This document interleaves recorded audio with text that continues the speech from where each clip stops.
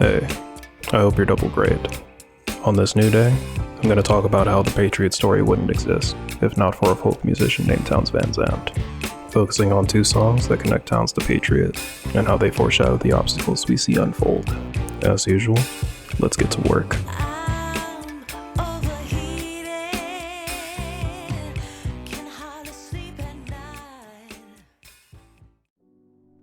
Brief introduction.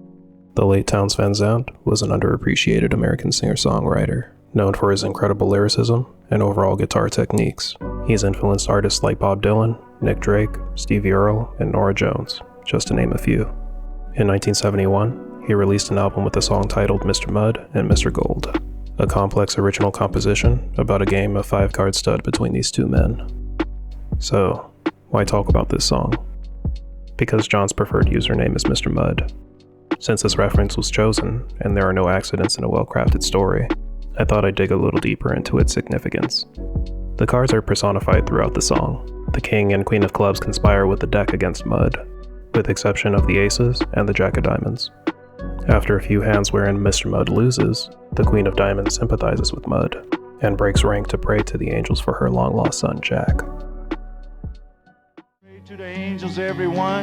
The diamond queen, she prayed and prayed, and the diamond angel filled Mud's hole. And the wicked king of clubs himself fell face down in front of gold. Now three kings come to club's command, but the angels from the sky did ride.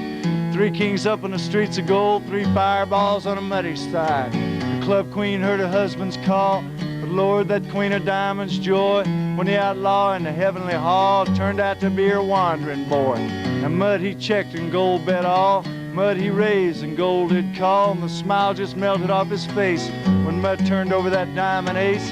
Here's what this story's told. You feel like Mud, you'll end up gold.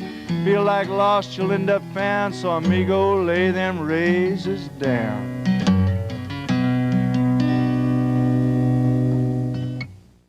It's a story about feeling like mud and turning up gold. That idea that at some point your luck has to turn has a name.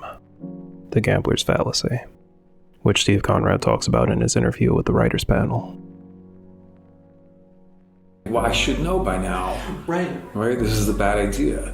And you hope, there's always that little, you roll the dice and go, God, it has to be sevens at some point, right? And the longer it's not sevens, the more you say to yourself, well, now it has to be sevens because it hasn't ever been sevens. Like it's in my hand. It will be the next roll. Sure. And then, but the laws of probability say that that's no more likely. You have the same odds. You just feel every it, time. right? You feel it in your soul. And that's the personal state, yes. Right? And I also think that's funny. Bringing the pieces together, it makes sense John feels like mud, since he's constantly down on his luck. We see it all in the closing scene of the first episode, as he drives past where he talked to Leslie, Stephen, Birdpath, and the bar where Dennis is. Despite all this, we feel the suspense behind that gambler's fallacy, taking on the role of the Diamond Queen and praying to the aces that his luck turns around. We could even go as far as to theorize that Agatha is Mr. Gold, due to her luck having John figured out long before she got her blue notice, which could be the equivalent of having a winning streak. Could be a stretch? I don't know. Also, the personification of the cards Mud and Gold have could be incorporated into the Patriot story. Hear me out. Sticking to what you know of the story, if you were to assign John's cards a character in Patriot, who would they be, and why? I like to think that Ed and Dennis are at least two of the aces. Agatha's hand would also be interesting as well, since she had a team of officers working with her.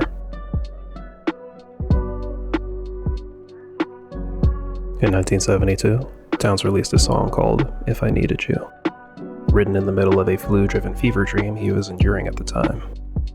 I try not to speculate too much on the meaning of songs without the artist's direct input, but it comes off as a plea for help. This heartwarming scene with the warm white lighting is a beautiful sight. With accompanying harmonization from Tom and John on first watch, it feels familial and comforting. On second watch, it almost feels manipulative on Tom's part, since he picked the song before sending John on his mission. Kind of subliminal in nature. After learning the lyrics to the song and watching it again, it feels tragic. When John's alone in Milwaukee, He sends Alice a plea of his own on a USB drive. All this stems from Tom not hearing his son's cries for help over the sounds of his own, fearing decades of imprisonment over $170,000 for a bribe. Also, as the lyrics say, John swims across the sea to ease his father's pain. Y'all who have seen both seasons know what I'm referring to. Anyway, the only two people who really need help in this shot are the ones who are harmonizing with one another. A father and son's melodic plea for help. This moment here is the calm before the storm, and we'll never see any of them in this light again. Well, this was a lot denser than I expected.